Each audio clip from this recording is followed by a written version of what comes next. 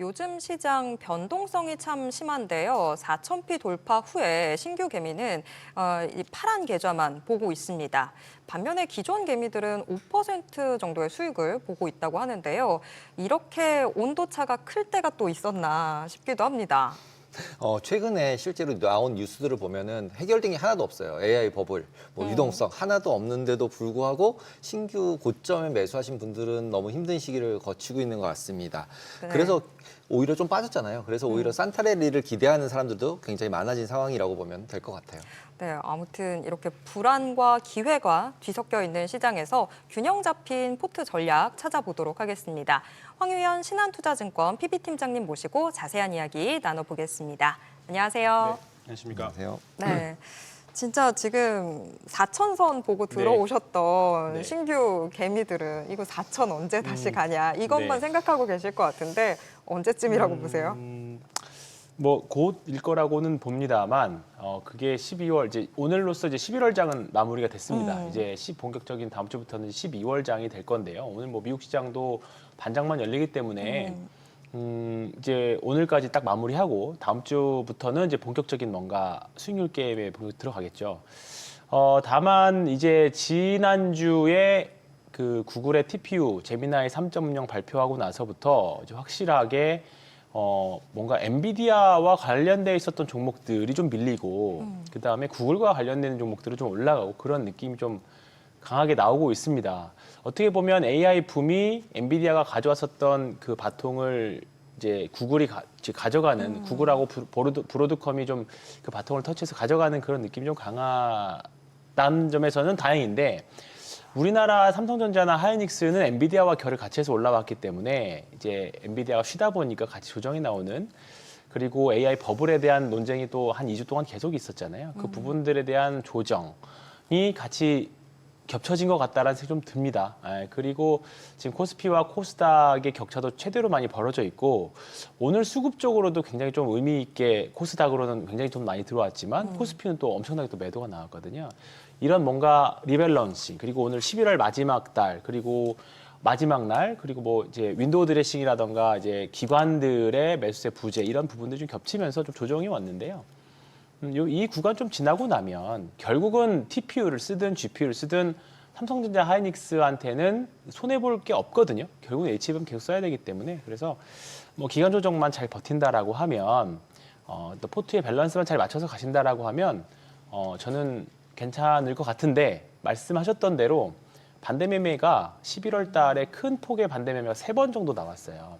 그러니까 이제 미수금 대비 반대 매매 비중을 좀 보면 대부분 평소에는 한 0점대거든요. 0점에서 1.0 이하입니다. 그러니까 미수금 대비 반대 매매 비율이. 근데 11월에만 3번 3.0 이상이 3번 나왔어요. 그러니까 올해 한 번도 안 나왔거든요. 근데 11월 달에만 3번 나왔고 오히려 뭐 가장 힘들었었다는 4월 달에 관세로 인해서 주가가 빠졌을 때 그때 사실 그 정도까지는 안 나왔어요.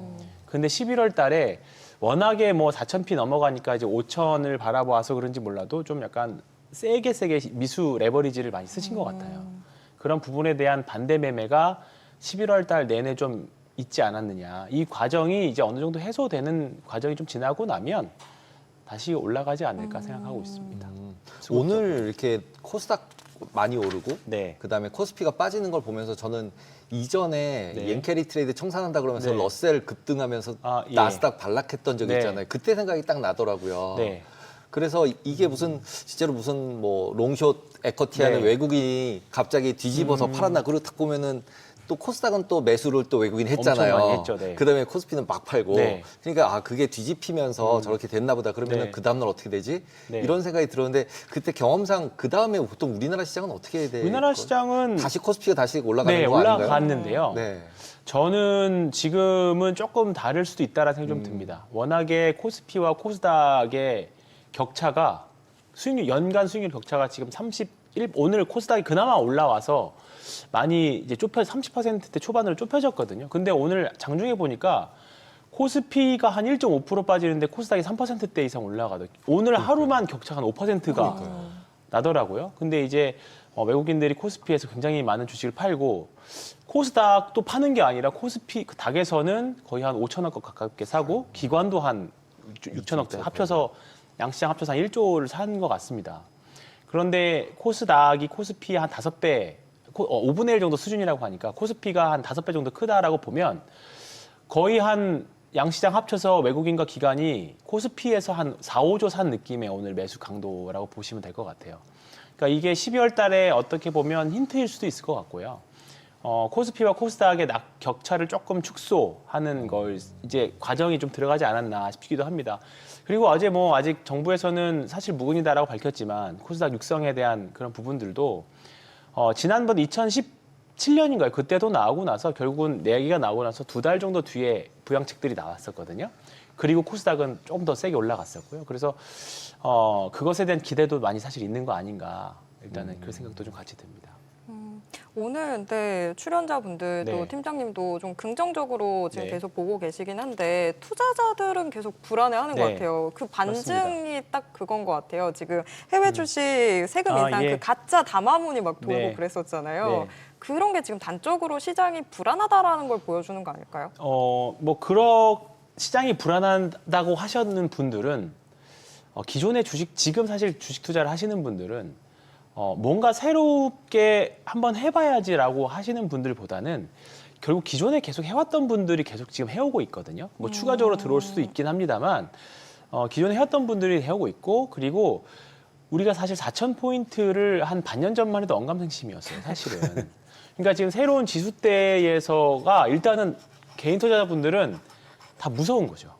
언제 다시 내려갈지도 모른다라는 그 공포감이. 근데 주가가 빠지지 않고 계속 꾸역꾸역 지금까지 올라온 건데 코스닥이 왜 이렇게 안 갈까에 대한 고민이 있었던 건데 이제 그것에 대한 뭔가 리밸런싱, 뭐 외국인이든 기관이든 코스닥이 너무 안 간 거 아니냐, 싼 거 아니냐 그런 부분에 대한 고민들이 11월 달에 내내 좀 그 수급 리밸런싱이 나오면서 지금 이제 균형 맞추기를 좀 하고 있는 거 아닌가 그 생각이 좀 듭니다. 팀장님은 그러면 12월 달도 일단 코스닥이 더 갈 것 같다 이런 느낌으로 말씀하시네요. 오늘 그죠? 시장 수급을 봤을 때는 일회성으로 보기에는 좀 이른 것 너무 같고요. 네, 2023년도 그때 2차 전지 엄청 세게 갔을 때가 외국인 최고 기록이 코스닥 8천억 정도 수준이었습니다.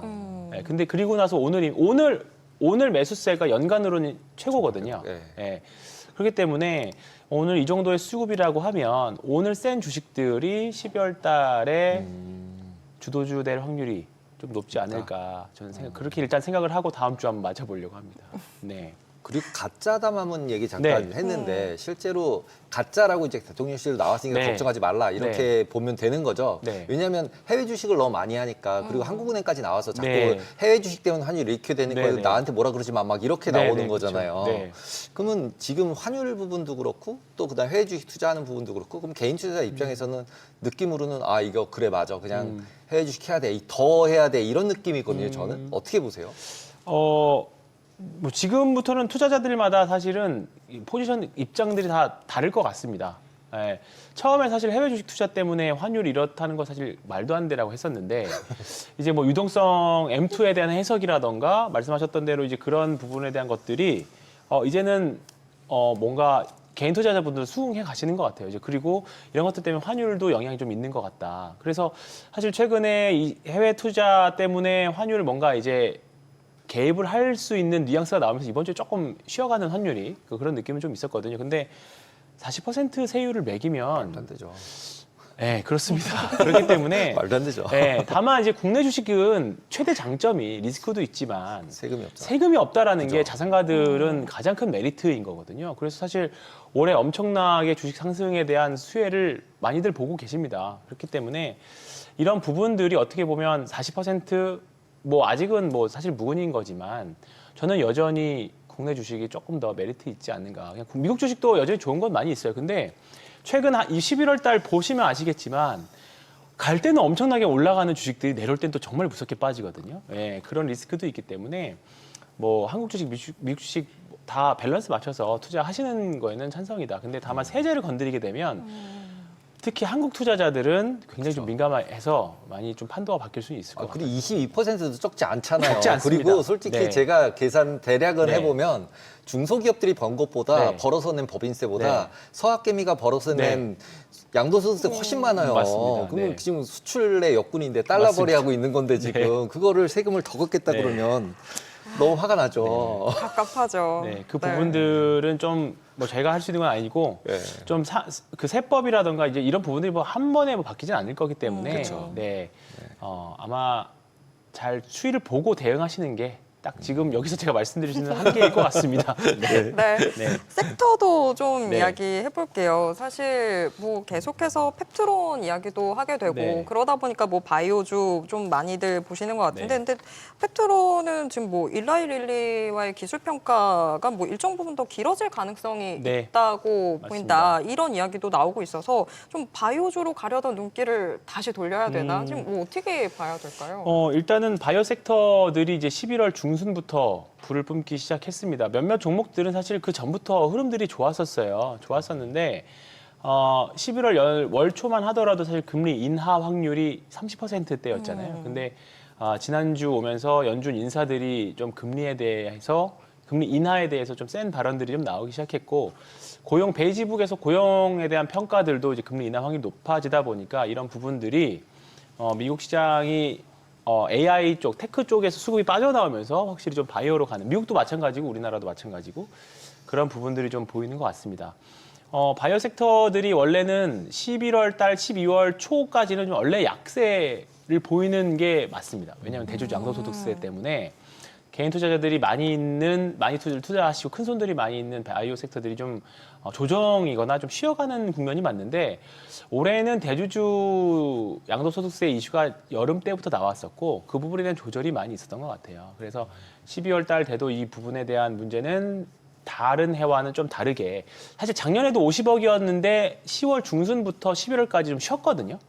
이유는 별거 없었어요. 결국 지나고 보니까 대주주 양도세 이슈 때문에 쉬었구나라는 평가였는데 올해는 어떻게 보면 세게 좀 한 달 동안 맞을 거를 7월부터 좀 길게 그 매물 소화를 한 것 같아서 12월에도 저는 괜찮다라고 보고 그리고 바이오 섹터들이 과거에는 라이센스 아웃도 많이 라이센스 나오면 물량 출에 세론 때문에 주가가 쉬고 그랬는데 이제는 바이오 섹터들이 확실히 돈을 버는 기업들이 본격적으로 내년부터 등장하잖아요. 이제 이런 부분에 대한 항상 바이오 섹터에 따라붙는 그래서 돈 언제 버는데에 대한 해답을 이제 몇몇 기업들이 보여주고 있죠. 그리고 대형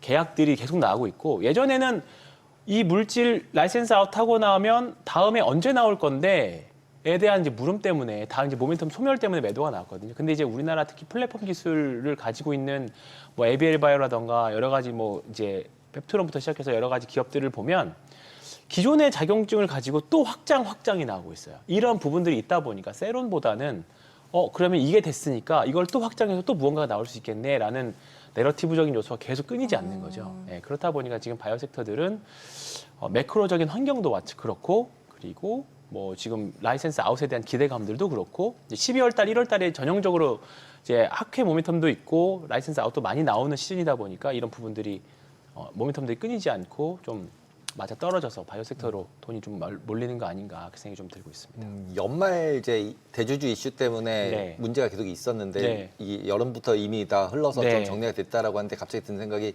최근에 보면 고액자산가분들이 CFD라는 걸 많이 네, 네. 하더라고요. 그렇죠. 그러니까 네. 이렇게 하면은 대주주 이슈는 그렇죠. 없는 거죠. 맞습니다. 그러면 오히려 그런 부분들도 시장에서는 훨씬 더 좋게 영향을 줄 수도 있는 건가요, 오히려? 장단점이 있어요? 있습니다. 예. 말씀하셨던 대로 CFD 계좌를 쓰게 되면 주식을 소유하는 게 아니기 때문에 대주주 양도소득세 이슈를 피할 수 있어요. 피할 수 있는데 세금 내야 되죠. 그렇습니다. 예. 파생에 들어가기 때문에 세금을 내야 되는 그 이슈도 있는데 대주주 양도소득세 이슈 내는 것보다는 그쵸, 괜찮으니까. 그게 작죠. 네. 그 파느라고 또 막 빠지고 이러지니까 그거는 그냥 가지고 있는 게 그렇죠. 나은 맞습니다. 거잖아요. 예, 가지고 있는 게 낫다는 생각이 드실 거고. 근데 다만 11월 달에 일부 종목들이 그렇게 우르르 밀려버리면 CFD는 반대매매 가차없이 나오거든요. 근데 이런 부분들이 좀 세게 나올 때는 매도를 불러버리는 단점도 좀 있죠. 우리가 겪었던 게 2018년 10월 달이 가장 세게 제 기억으로는 좀 크게 많이 청산이 됐었던 게 2018년 10월이었거든요. 근데 다만 이제 그 이후에 CFD에 대한 감독이라던가 이런 부분들이 좀 많이 강화돼서 레버리지율도 많이 줄어들고 그렇죠. 완전 줄어들었더라고요. 그래서 옛날만큼 엄청난 레버리지를 쓸 수 있지는 않지만 지금은 조금은 그래도 악재보다는 순기능적인 요소들이 일단은 시장만 해당 보면. 종목만 좋다라고 하면 아직은 뭐 유동성 측면에서는 좀 더 좋은 것 같지 않나 생각이 듭니다. 네. 로봇주들은 어떻게 봐야 될까요? 네. 사실 그 보스턴 다이내믹스 네. 휴머노이드 로봇 미국 현대차 공장에 뭐 지금 현재는 뭐 파일럿 단계라고는 네. 하지만 뭔가 이제 조금씩 보이는 것 같아서 네. 로봇주들도 좀 이제는 조금씩 비중을 키워가야 될지 네. 아니면 아직도 여전히 일시적인 이벤트로 봐야 될지 어떻게 보세요? 이게 TPU, 구글의 TPU 나오면서 자연스럽게 따라오는 게 이제 피지컬 에이직 칩이니까요. 에이직 칩이 나오면서 자연스럽게 따라붙는 건 피지컬 AI일 수밖에 없습니다. 예. 결국은 로봇이든 자율주행이든 어떠한 뭐 AI 에이전트든지 간에 그거를 구동하려면 거기에 맞는 칩들이 필요한 건데 그 에이직 칩을 가장 우리 실생활에서 또는 주식으로 가장 접목을 할 수 있는 게 일단은 로봇인 거죠. 예, 당장 테슬라가 뭐 내년 정도면 이제 휴머노이드를 한 5,000대 정도 생산할 걸로 보이는데 거기서 만약에 뭔가를 보여준다라고 하면 이제 그 공장 안에서 일하는 로봇들만 만들지만 그러면 로봇에 대한 평가들은 많이 달라질 수 있을 거라고 봐요. 에이직이 정말 에이직 칩이 정말 많이 다가왔구나. 이제 피지컬 AI로 가는 과정이구나. 그리고 그 과정에서 우리 일상을 가장 먼저 변하는 게 로봇일 확률이 높은 거죠. 아직은 당장 우리나라 로봇 기업들을 보면 재무적으로는 말도 안 돼라는 평가가 될 수밖에 없어요. 근데 이제 현실화 우리가 예전에 2000년 15년 그때만 해도 전기차도 이렇게 바라봤었습니다. 이제 처음에 테마였다가 이제 산업이 하나의 엄연한 지금 산업이 된 것처럼 로봇도 그렇게 될 거라고 보고 있습니다. 그래서 오늘 로봇들이 일단은 뭐 전체적으로 뭐 종목마다 좀 다르지만 급등했는데 그 중에서도 이제 의료용 로봇들은 이제 실생활 이제 의사들이 많이들 쓰기 때문에 오늘 의료용 로봇 같은 경우에는 뭐 현실화될 확률이 내년 정도면 더 만개하지 않을까 그렇게 생각은 하고 있습니다. 로봇까지 네, 확인을 해봤습니다. 오늘 말씀 여기까지 드릴게요. 고맙습니다. 네.